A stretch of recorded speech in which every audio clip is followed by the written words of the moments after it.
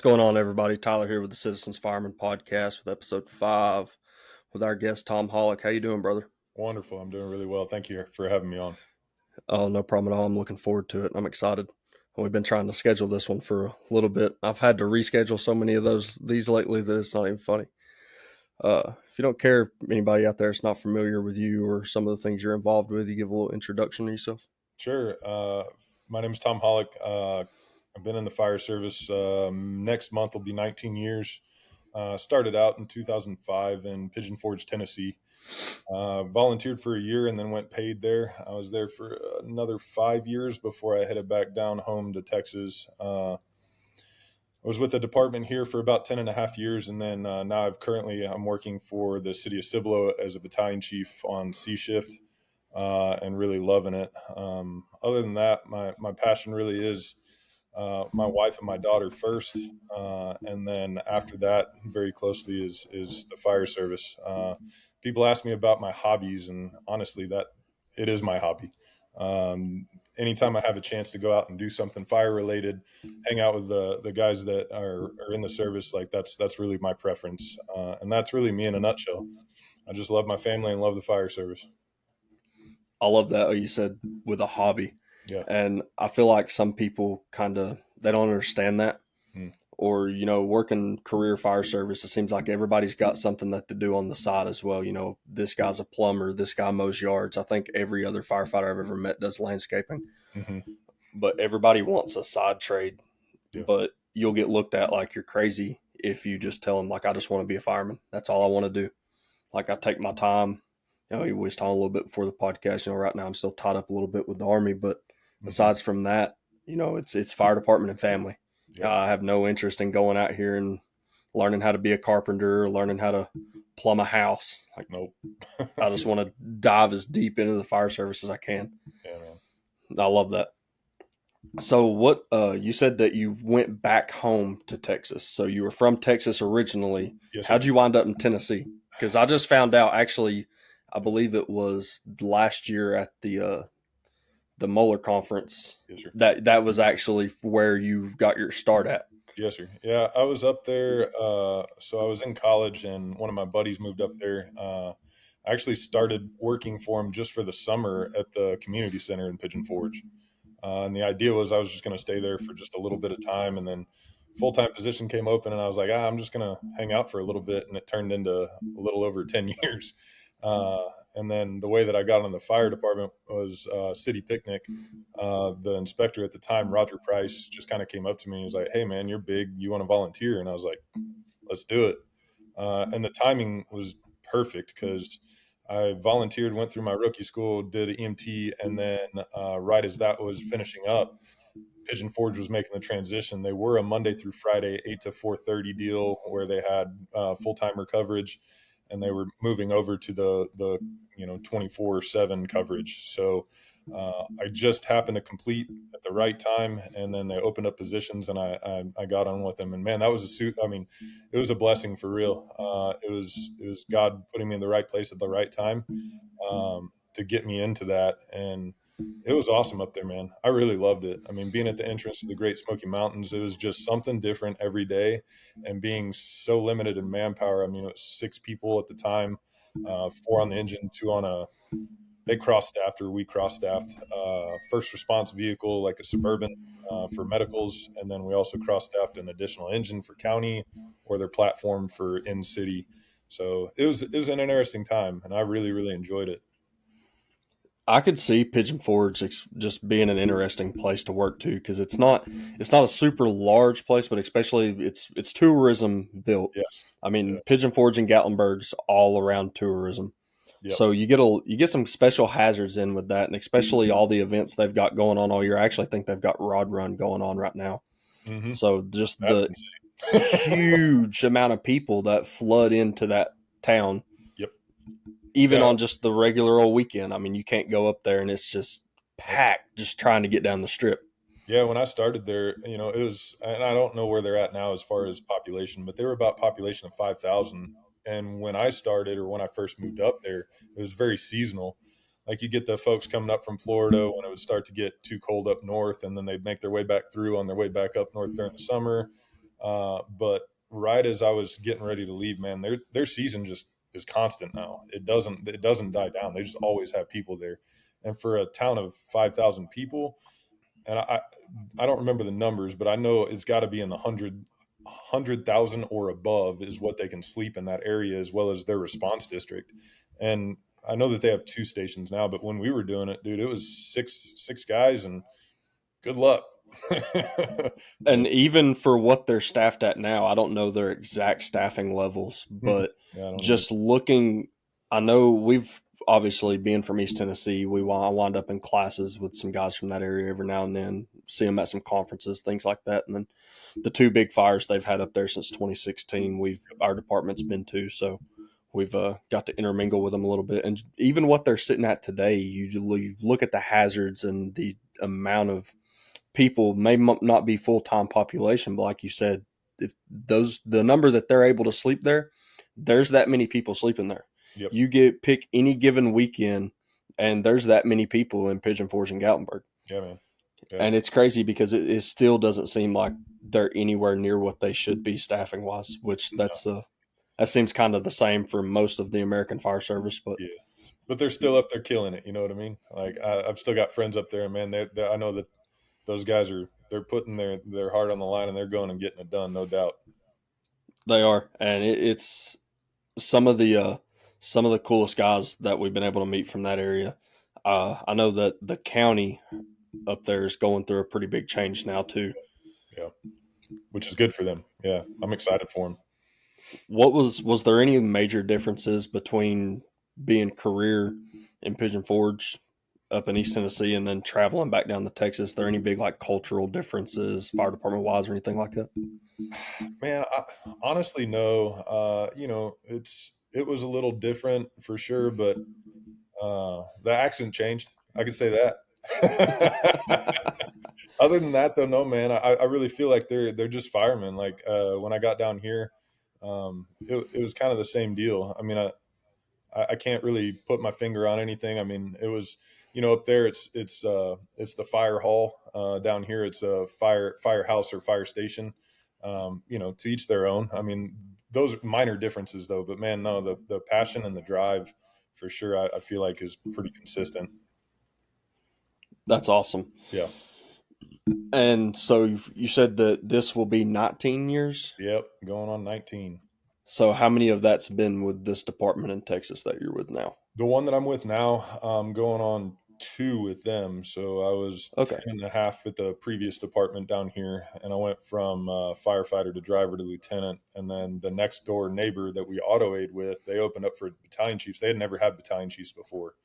So they opened it up to the outside. I applied and thinking that I could have, pretty good impact or, we're a young department as far as age, but man, so hungry. And I just love that. And I thought that I could really kind of fit that mold to help, move that department forward.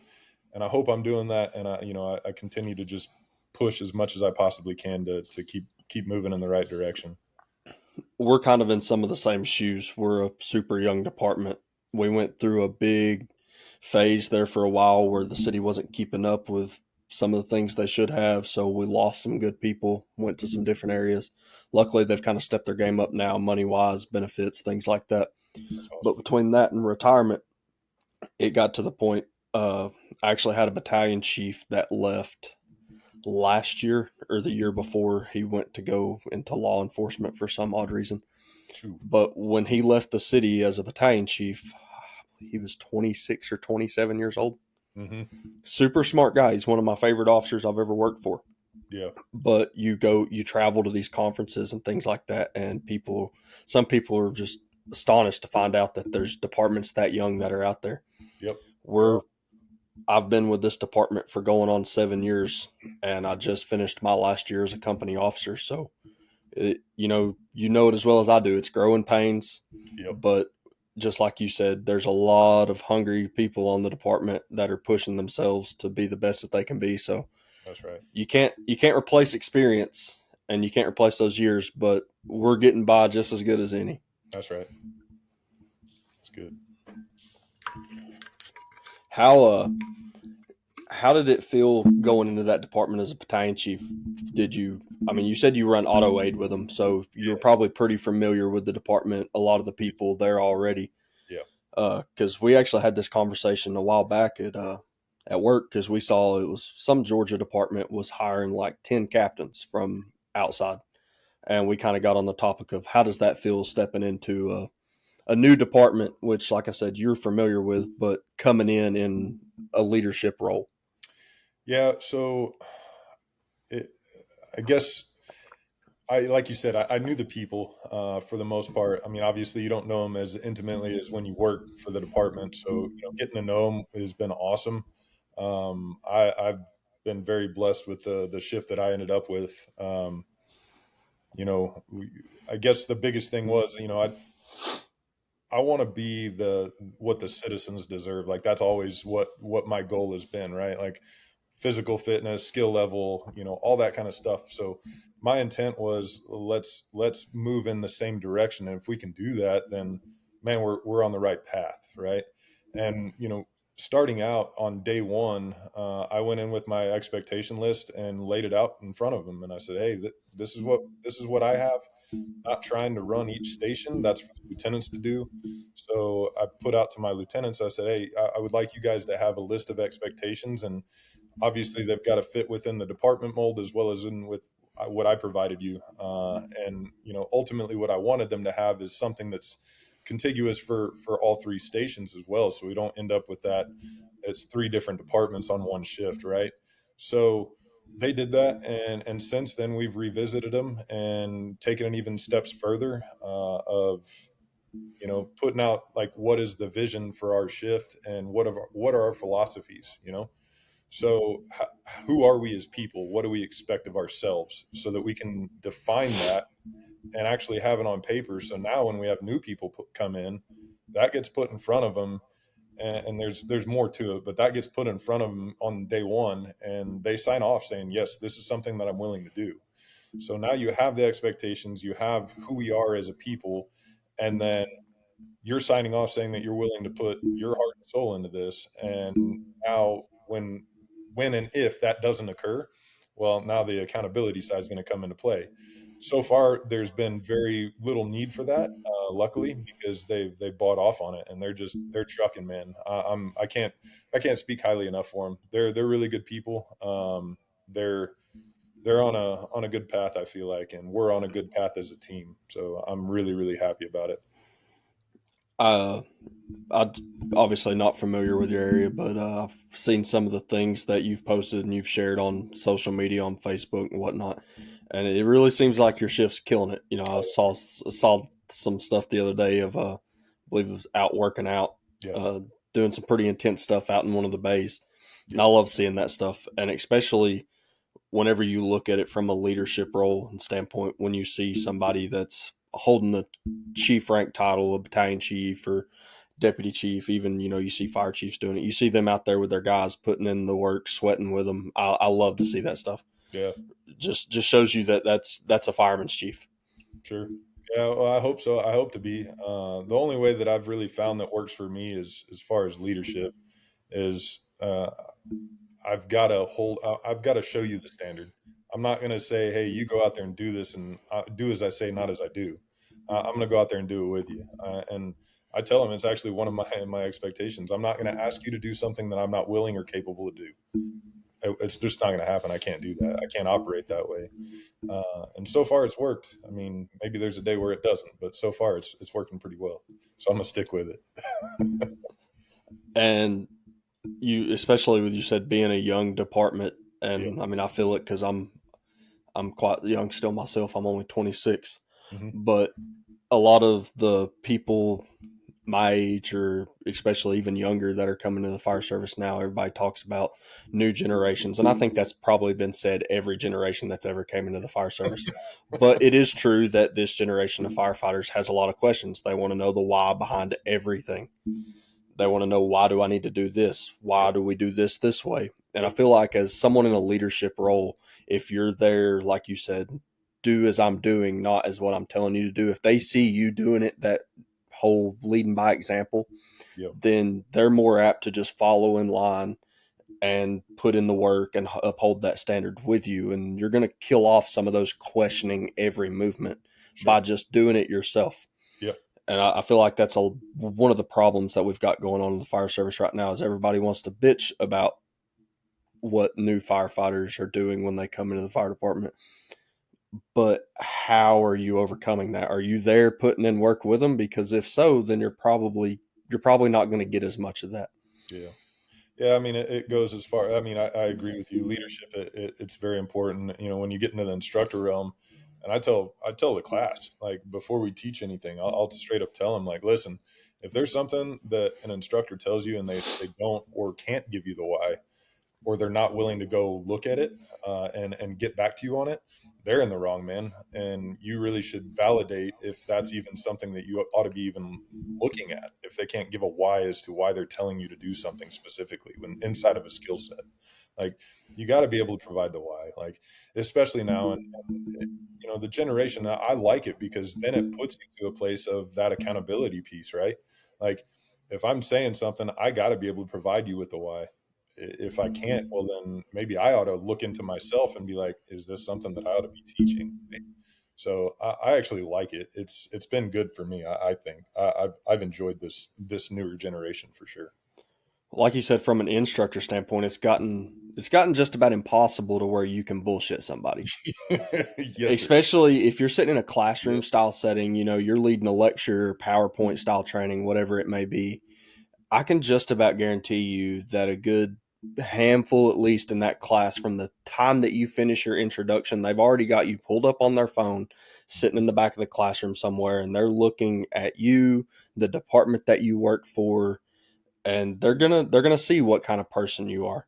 Yep. It's not, you can't come in to where everybody doesn't have, you can't go back to 30, 40 years ago and everybody's not holding a computer in their That's right. pocket. And like I said, they're gonna pull that up, and they're either gonna pull up who you are, or Mhm. if they think that you've said something that they don't agree with or seems a little controversial, they're gonna Google that shit, and they're probably going to call you out on it. Or if you're somewhere like FDIC or some of these conferences that's just kind of go where you want to go style classes, next Mhm. thing you know, half your class is going to stand up and they're going to walk the hell out. Yep. Agreed. While we're on the instructing, I know that you're part of the Bears of the Oath cadre, Yes, sir. which is awesome. Some of the best training I've ever been to. Yeah, man. Just the whole, I think I've probably said something about them in just about every podcast that I've done so far.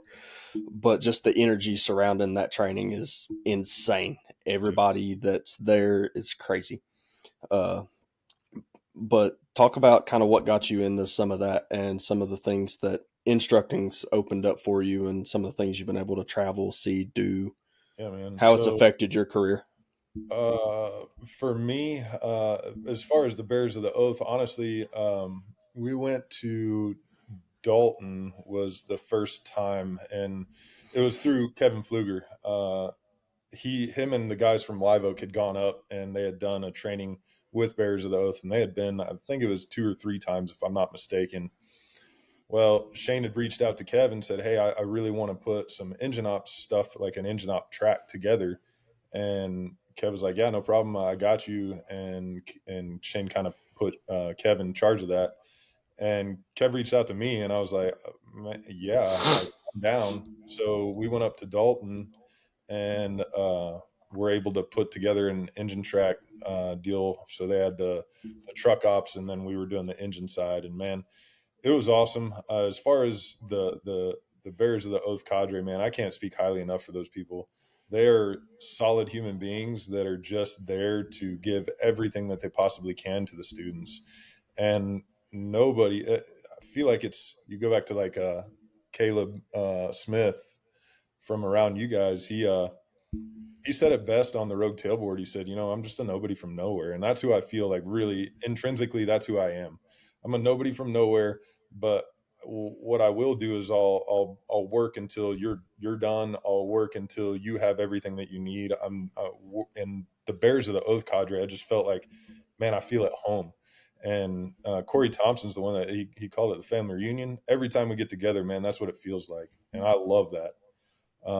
For me personally, what it did for me, it recharges me. it gets me ready to go back and deal with the mundane, not the mundane stuff. It's the small things that will get you within your department that you work at, right? And everybody, like, it's not always rainbow and unicorns at your fire department.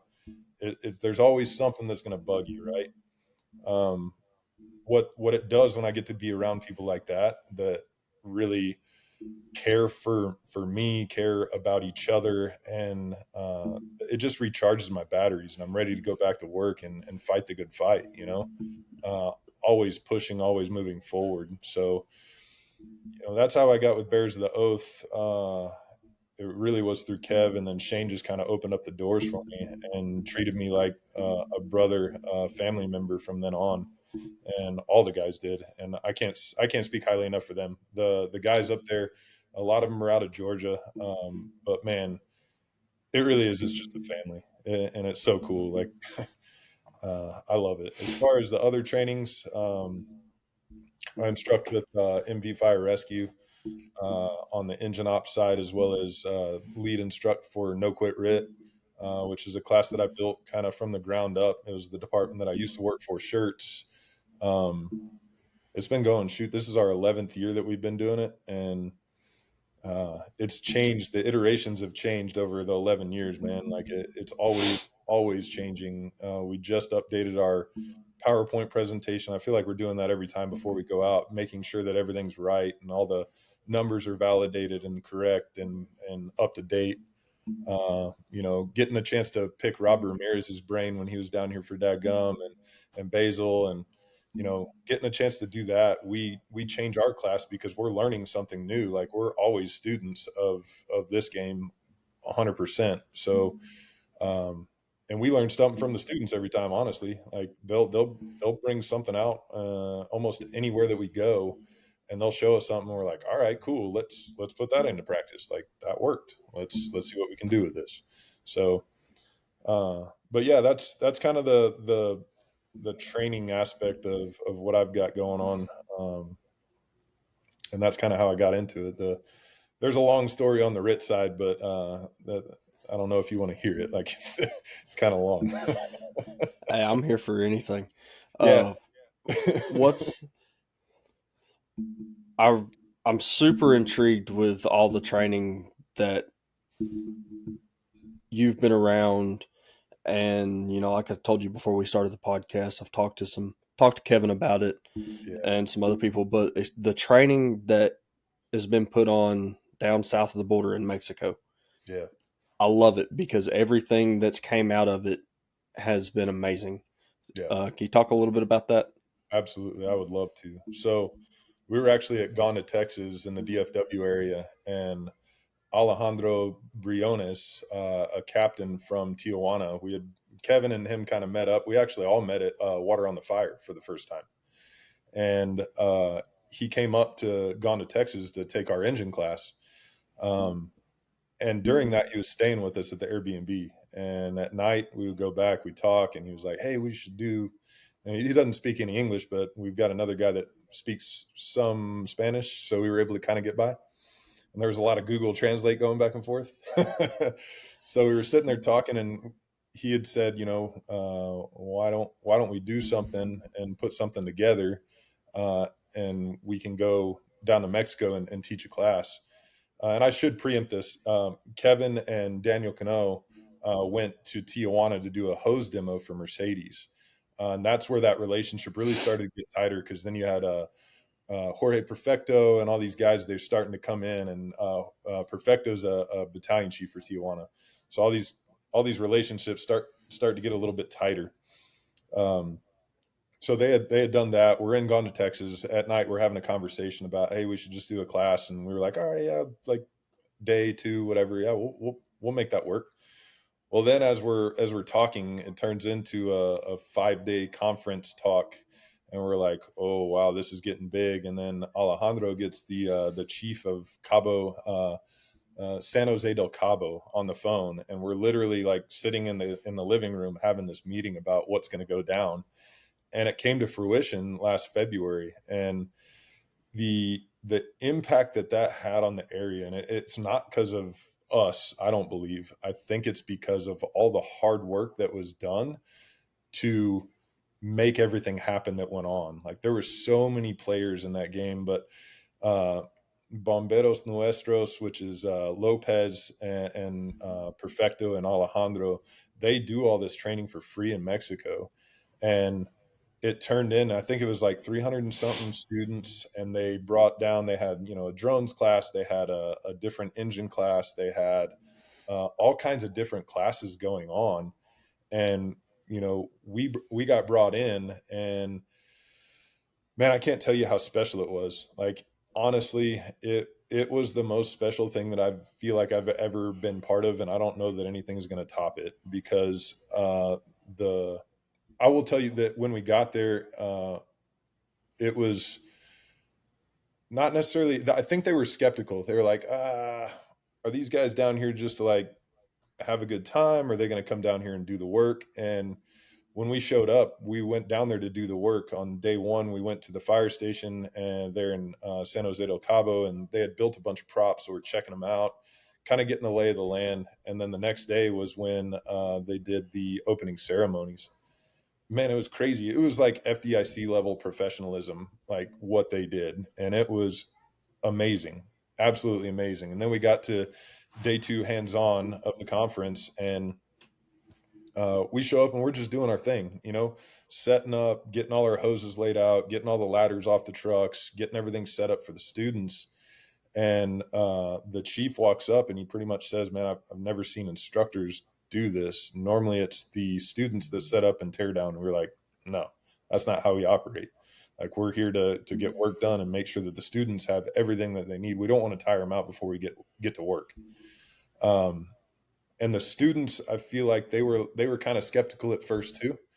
But I'll tell you, by the end of day three of hands on, we were joking, cutting up, having a great time. We formulated, and I feel like that's the special part about a lot of the conferences or trainings that you go to. And what I've come to realize, and I've heard a lot of people say this, yes, it's about the skill set. Yes, it's about the training, but more so, I think it's about the relationships that you build with each other. The ability to reach out to somebody and ask a question and have that phone number, or have them on Facebook, or have them where you can direct message them, like whatever that looks like. I feel like that's the most special thing about it. Uh, so, the cool things about that, I'll tell you what, the fire service in Mexico, what it showed me was they're about that work, man. They don't quit. They are all about getting it done, and they will put in more reps than I've ever seen a student put in. It blew my mind. Uh, the specialness of it too is they're they're in gear that it doesn't fit them. It's got holes, it's got tears. It's the stuff that we get rid of. That's what they're in. But they don't care. They're about that work, and they just get it done, man. And they're very special. They're very close to my heart, and I definitely form relationships that I cannot wait to get back down there because I just want to see my family members again. Like, it was that special to me. It really really had an impact on me. My wife had a chance to come down at the end of the conference and get a chance to kind of watch what we were doing. Uh, and seeing the students at the end of the day, hugs and wanting pictures and stuff like that really impacted her. And um, I just can't wait to get back down there with them. And I'm really looking forward to that next opportunity because it was that special. It really was. I like what you said too. Obviously, we go to these trainings as instructors. You're putting these trainings on to teach skill sets, but it's just as much about the making those relationships. And I've talked about this before in a couple other episodes, but for one of the things that I've noticed a lot is we do company level fire inspections. So we've got a bunch, just about everybody in the department. It's a requirement as an officer to be a licensed inspector. And you go to inspector conferences, and the biggest thing that inspectors love to throw around is the word networking. Yeah. They, after class, every single day, there's some kind of event going on where it's just a bunch of people getting together, and it's, usually it's a bunch of fire marshals and fire inspectors that are wanting to talk to people from other jurisdictions to pick their brains, ask them questions. Have you ever seen this? Have you ever dealt with that? But you don't hear as much people. it doesn't seem like people are searching for that as much on the suppression side of things. Yeah. And I It's feel like that's one of the biggest parts, that whenever you go somewhere, that's part of that recharge that you talked about, yes. that gets you geared up and excited to come back to work, because all these people that you've met, the influence that they've had on you and vice versa, and just all the new knowledge and everything packed into your brain, is Yeah. that part that gets you excited. It's just as important as the last class that you took, in my opinion. Yeah. And I love it. Yeah, all the folks that I mentioned, I mean, Kevin really kind of headed all that up. He was the point person. He kind of got all that going, and then you had the fire chief of San Jose del Cabo, Omar, and then you had Alejandro and Perfecto and all these guys and Lopez. They all kind of worked together to make that happen, and then it was just crazy the amount of people that had to come together to pull it off. And at the end of the deal, they had a kind of wrap up party after the end of the deal, and man, that was insane. Like I've never been to anything like it. So the uh the hot site was a decommissioned resort. I don't even know. I'm just guessing. It's like 3, 4, maybe 5 acre property, and it's a full concrete building that we had full access to, and that's their training ground. Like we had full access to it. Well, at the end of the deal, they held the party there at like right next to the beach, and they made the announcement that it was going to be back and it's going to be bigger than ever, and they want to double it in size. I was like, holy cow. And dude, at this party they had like a fireworks show. It was like, I can't even like you I told somebody, and I remember thinking this, like, nobody's going to believe us when we get home and we tell them this stuff. Like, it's hard to believe. It's hard to even explain what, like, all the connections and the relationships and all the good that came of it.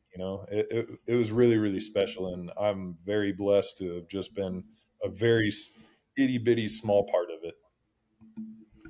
Like you said, the you said that it had like the professionalism, Yes. like FDIC, and every the more you talk about it, and the more I hear, and especially with the thoughts of that growing, I mean, Yeah. pretty much you're talking about the Mexico version of FDIC. Yeah. Hey, that's, It is. if they're that excited about it and they're looking at like, hey, we want to make it. We started with this. By the first time that it happened, it had already turned into this, and we want to double that. Yeah. Hey, if and I know a lot of the people that has had their hands in on the training, yourself, Kevin, Raymond Dorval, Hmm. all those guys, if they're willing to put that in and they've got the passion for it, then the instructors are just the same way. And Yeah. it's I can't wait to see what it grows into. I'll No. every time I see something about it on social media, the last time that y'all were down there, I followed along with it the entire time. I was texting Raymond while the week before and while he was down there. It's like, hey man, you got to tell me about it. Like, this Yeah, is dude. awesome. It was nuts. So Raymond, myself, and Noah Katz from Phoenix, we roomed together for the first, I think it was 3 or 4 nights. And man, it was really cool to hang out. Like, Raymond's my brother. We've known each other for a hot minute. We connected. Actually, I think I reached out to him after his scrap, and then I ended up meeting him at OFC because I was going down there with the Fools to burn with him for a bit. We ended up being his burn crew on the third floor for OFC. So I got a chance to meet him in person, and then I was on the weekly scrap, and he reached out to me and he was like, "Holy crap, I didn't know all this about you." And man, we really just that's my dude. Like, he's my dog. He is 100% my brother. And to have that time with those guys and really get to know Noah on a much deeper level, uh, that was special as well. And then to be able to share that with all the guys that we went down there, it made it even that much better. And I love, like, again, Kevin was really the driving force of that. And the people that went down there were chosen uh, because Kev knew that they were going to do the right thing. They were there to do the work. They were good human beings, and they were there to pour into the students.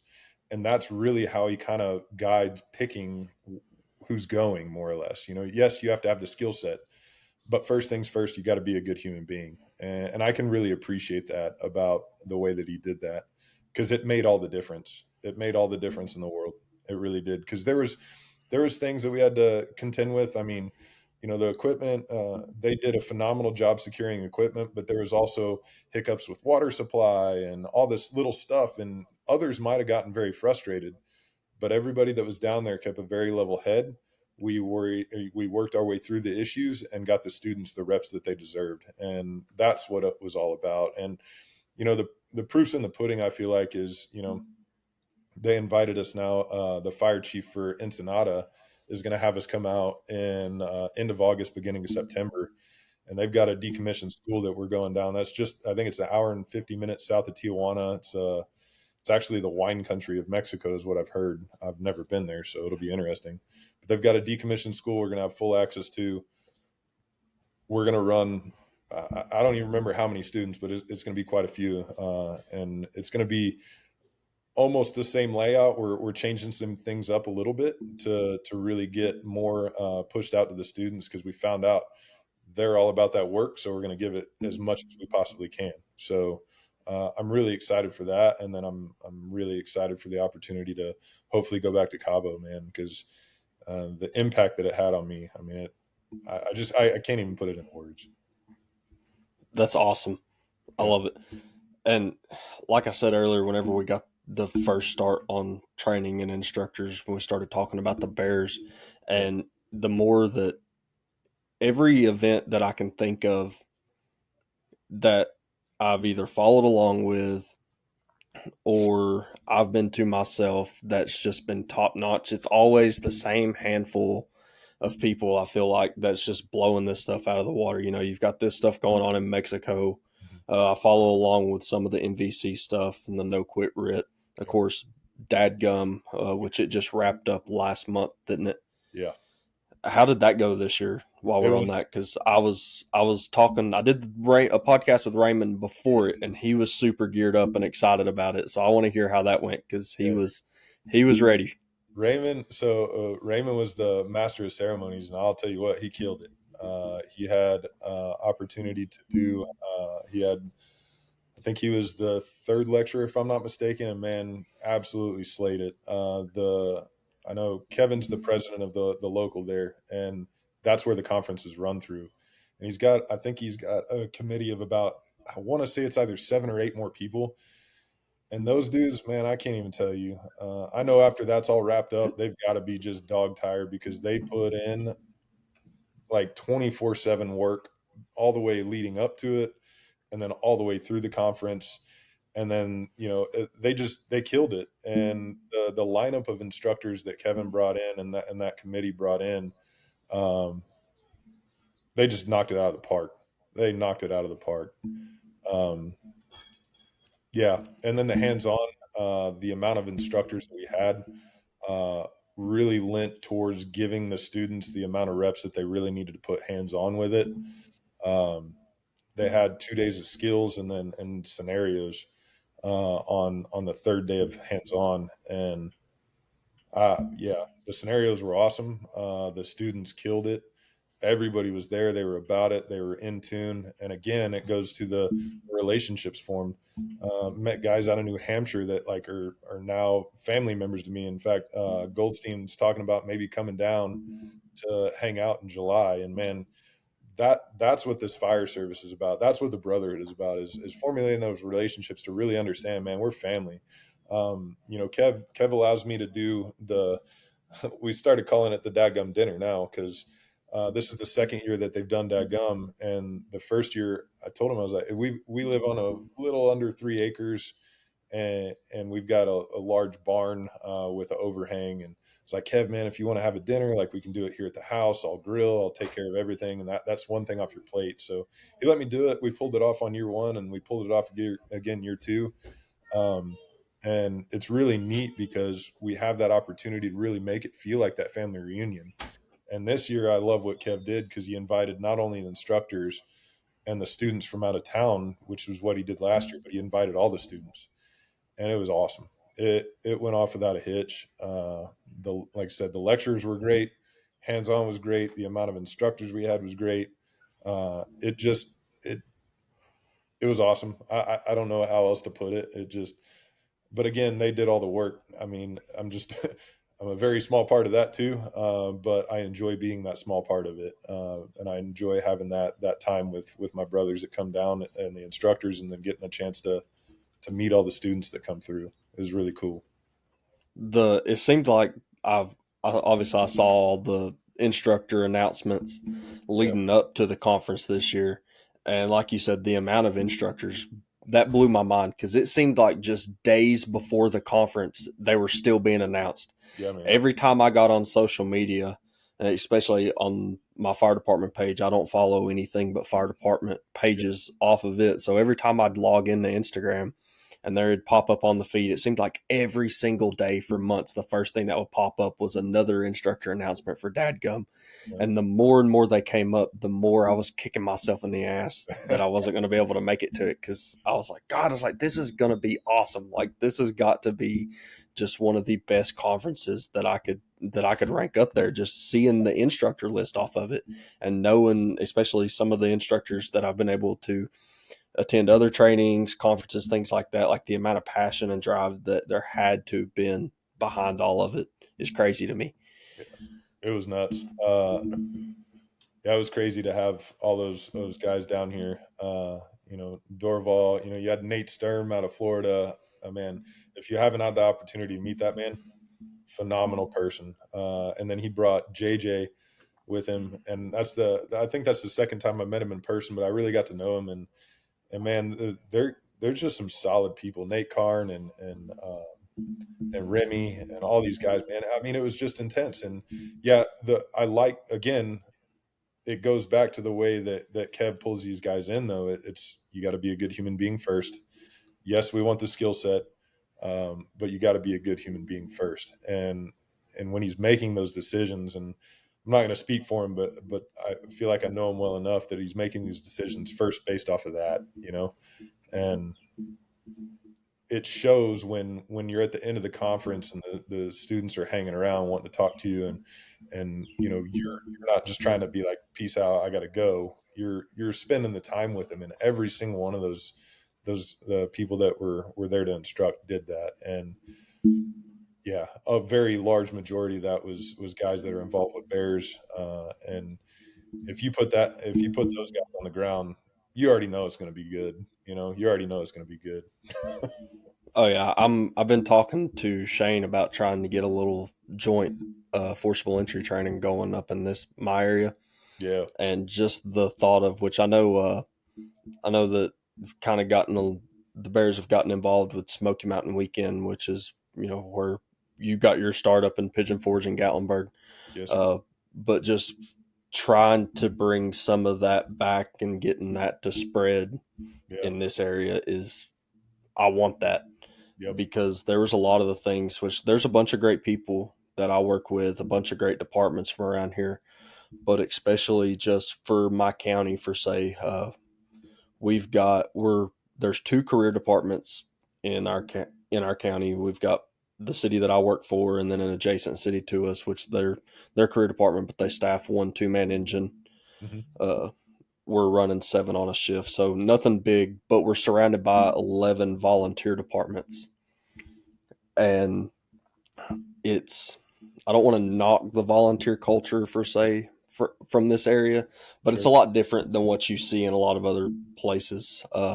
We actually got on the topic the other day of the whole volunteers in the southeastern region of the country versus the northeastern region, and it's polar opposite fire services. You take northeastern volunteer and southeastern volunteer, and there's nothing alike aside from the fact that they've got fire trucks and they're going to calls. Yeah. Yeah. But trying to get some of that back to this area and getting more widespread of that through some of these smaller departments and getting those relationships built and these people excited to be firefighters and wanting to just chase every bit of it that they can Yeah. is goal number one for me when it comes to everything outside of my department. Yeah. Speaking on Smoky Mountain Weekend, that's coming up in June. So I think I don't know how many are open, but we've got 120 spots. So through Bears, it's effectively the second J. Michael Mueller Memorial Conference we're kind of doing that little side of it through Smoky Mountain Weekend. There's 120 slots. They're going to do Rid or Die on one side, and then the engine track through Bears on the other side. So 60 per day, 30 students per class. 2 days, it's the same class over 2 days, or you can do the RIT class one day and engine the other day. Um, if you can make it out, get out there, man, because we'll be there. We'll be in full force, and it'll be worth it. Trust me. I hate it that I'm not going to be able to go up and attend any classes this year, but like we was talking earlier, I'm Yeah, I'm going to stop try to, bro. to Stop to. come up on Friday. Just I told Shane, I was like, I'm gonna try to swing in on Friday, and like if you need any help setting anything up or whatnot, like I Yeah, need bro. just that little bit of recharge of just being That's right. around the people. We'll make sure Uh, you get. I was I was with Black Flag during the last Mueller Yep. conference, the one that was independently its own little ordeal there at the Fire Chiefs Association. Caleb gave me the opportunity to come up and help them with their forcible entry class, and that was not only just a great time, but for the cause behind it was amazing, and to see the turnout on that was insane. Yeah, that was awesome. I believe you and Kevin were doing engine ops Yeah. at one of Pigeon Forge's station during that, weren't you? Sevierville. Yeah. Sevierville, okay. Yep. What which that's the Dalton class was where, like I said, that was my first chance meeting yourself, Kevin, Yes, Shane, sir. a lot of the people around the Bears, stuff like that. And I know y'all had the engine op stuff going on kind of back behind the tower by the highway Yeah. during the round robin style training. Yeah. And I talk a lot about that class in a lot of the podcasts, but I still can't get over it, even though it's been that's was what 2022, Yeah. I believe I so. believe. Yeah. It's been that long, but I still can't quit talking about that class, and Yeah. especially just that's what got me my restart in the fire service. I was burnt out. I was an engineer at the time and had a really bad, what I like to just engineer syndrome, where I'd been promoted up from a firefighter and I fell into that role of, oh, well, I'm just driving the fire truck. I don't need to train on being a fireman anymore. And I kicked myself in the ass for the years that I lost doing that. Sure. But that class opened my eyes to so much because it kicked my ass. Yeah. Just looking at the stations that were set up, I was like, oh yeah, like this is going to be a good class, but this is all just basic fireman level skills. And even the most basic thing that you could look at, the ladder station, Mm-hmm. the engine op setup, we were just advancing lines. We That's had it. a couple pallets set up back there, but it kicked my ass. Like it was great training and it Yeah. opened my eyes to so much. But I really enjoyed the engine op side of it because whenever I first started in the fire service, career wise, one of the bad habits that we had at our department was all we worked on was training people to become drivers. Yeah. We now have a training facility that just opened up within the past year, which has opened up a million opportunities for us. But Yeah. back 6, 7 years ago, under a different administration, too, we would go out into an empty parking lot. We would stretch hose off of discharges so we didn't have to pull pre-connects. Yep. And we just have somebody go out there and sit on a hand line so we could teach the new guy to be a backup driver or the firefighter how to promote to engineer. And after taking that class in Dalton, which we still do that training as well because we've still got to train people how to drive the trucks. We run 3-man Yeah. engines. So Yeah. unfortunately, day one, when somebody comes in, we're not only focused on training you as a fireman, but we've got to train you to be an engineer as well. Because Yep. when the engineer takes off, somebody's got to do the job. That's right. But just some of the stuff that I picked up during yours and Kevin's small little portion of that round robin training has made an impact on us because now whenever we go out and do these things, which we have the training facility now too, so we don't have to go out to an empty parking lot. If we Yep. want to stretch lines off the truck, we can at least make something of it. And being able to take some of the things, flowing and moving, using different grips, things like that to advance the hose line, something that we've been able to put into effect, at least for myself and our guys on our shift when we go out and train, to make kind of a twofold. Yeah, we're getting the guy reps in on the pump, but we're also working on some of these fireman skills at the same time. And I love that because, like I said, it was something that I thought was minuscule, but Yeah. after I got put through it, I was like, wow, this is useful. We can gain a lot from this type of stuff. But what kind of got you into the engine ops side of that training? Because just the passion that was put behind it, just like every other station and all the other training going on there. But it seemed like you and Kevin were very passionate about engine ops. Yeah. Well, anytime Kevin and I get together, I feel like it's just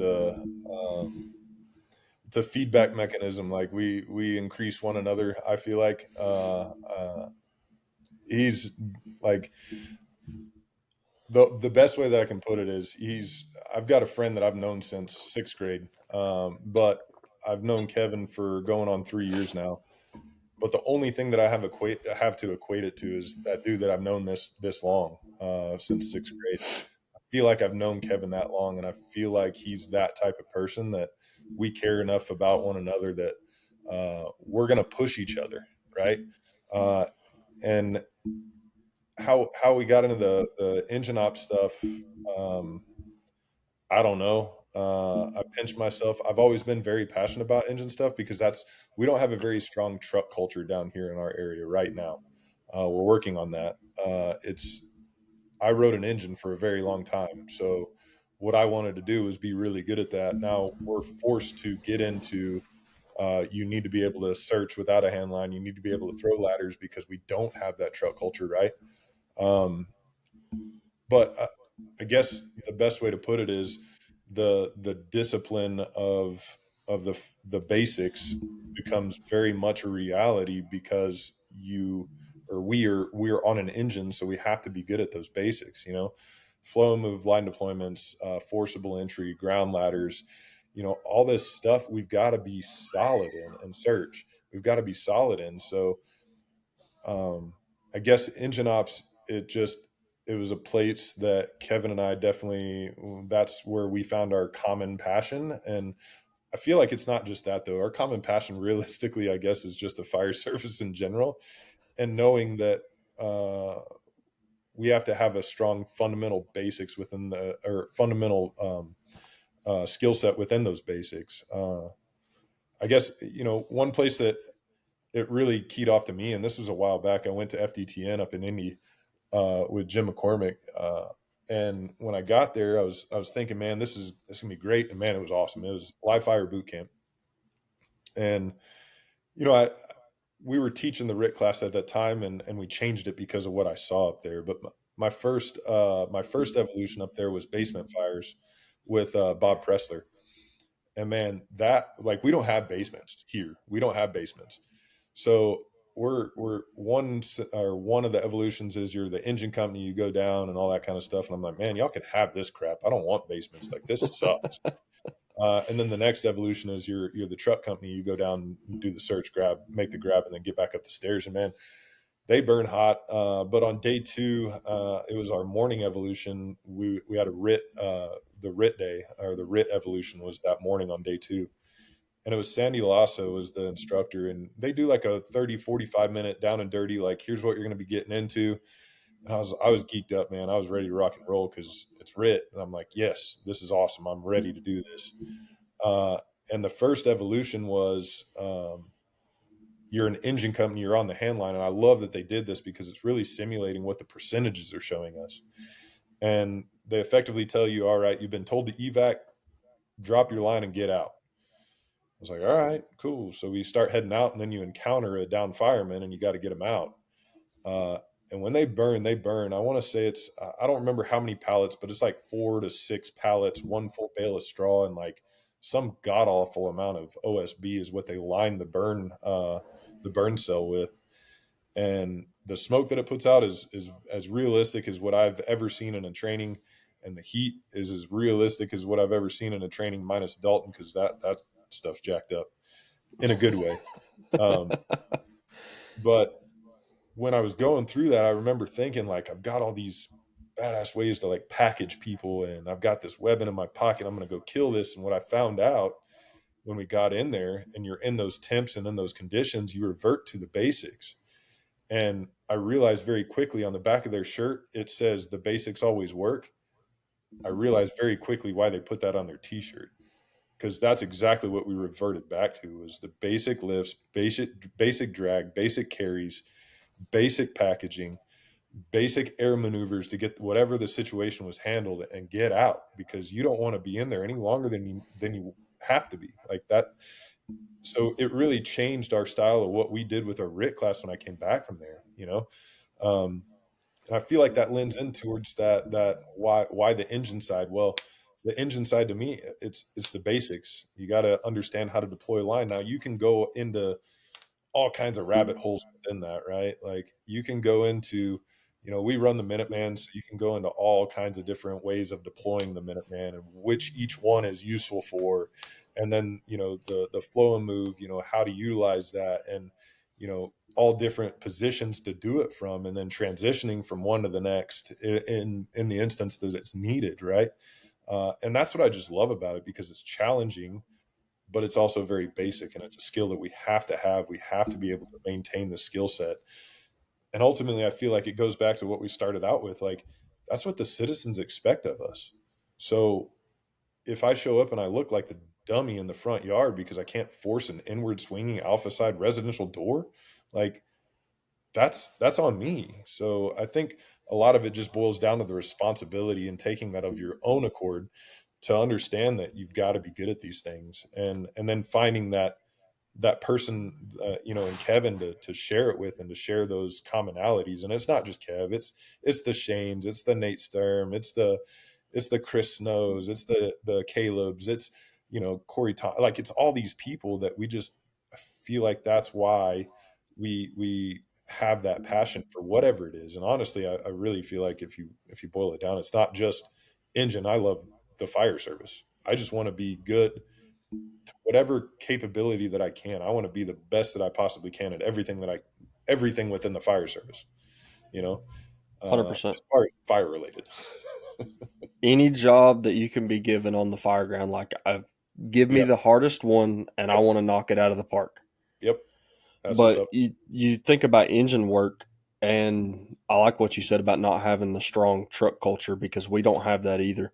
Yeah. Especially my department, we run a battalion and 2 engines, Hmm. and we've been trying to staff a third truck, which will be an aerial Yeah. the day that it does finally come, and it'll be a growing pain for us. It's not going to be something it's exciting, but Yeah. it's going to be a hassle when it first happens, because we've never had that before.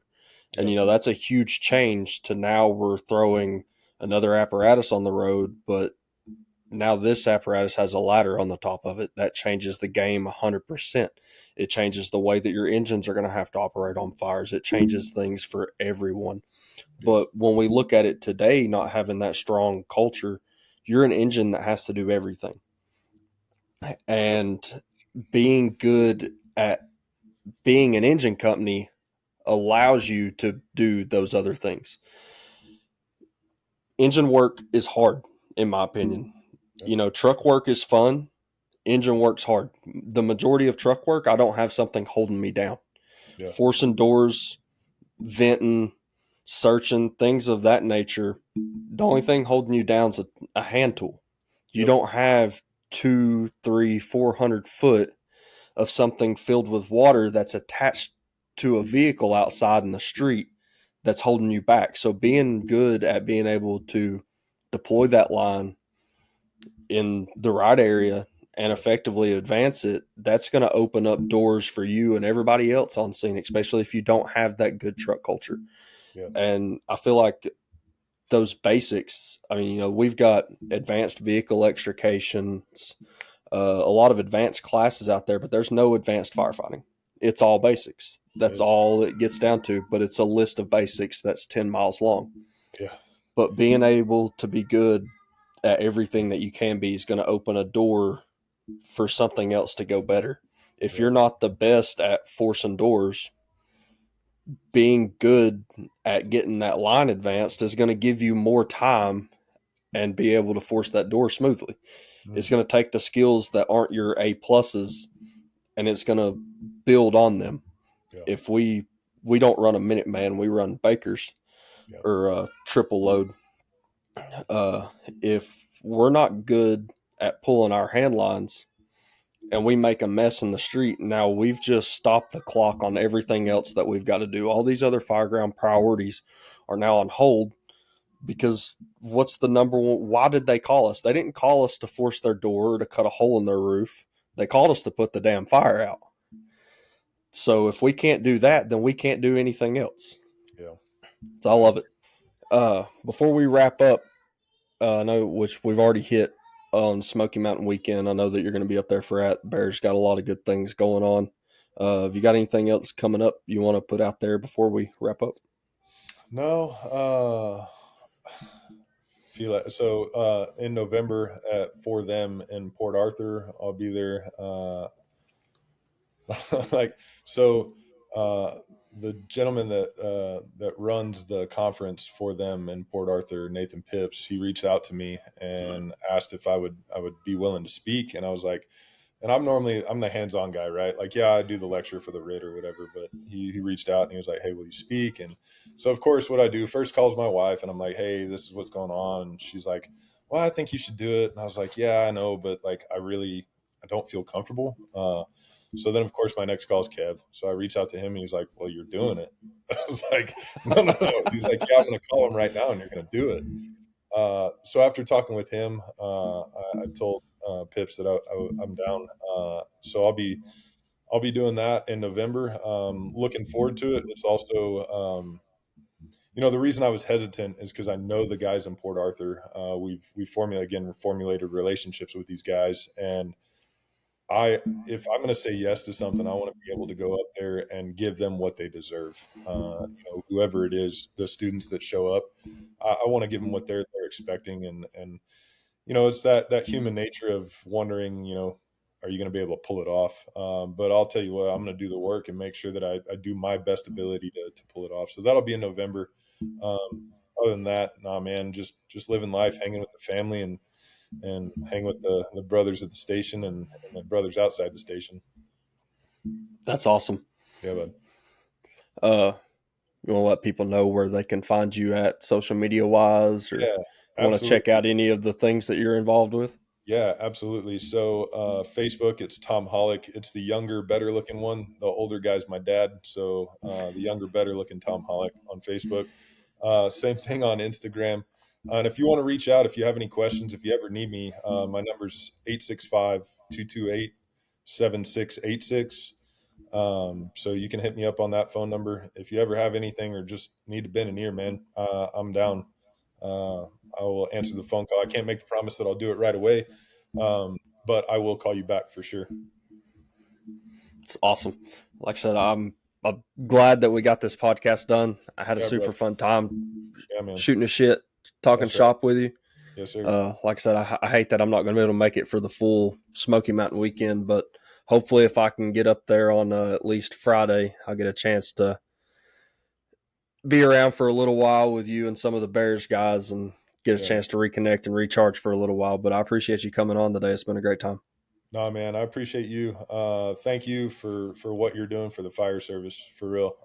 And again, I feel like I'm just that nobody from nowhere. For you to reach out and ask me to be here, I definitely am humbled and honored to be on here, and I thank you.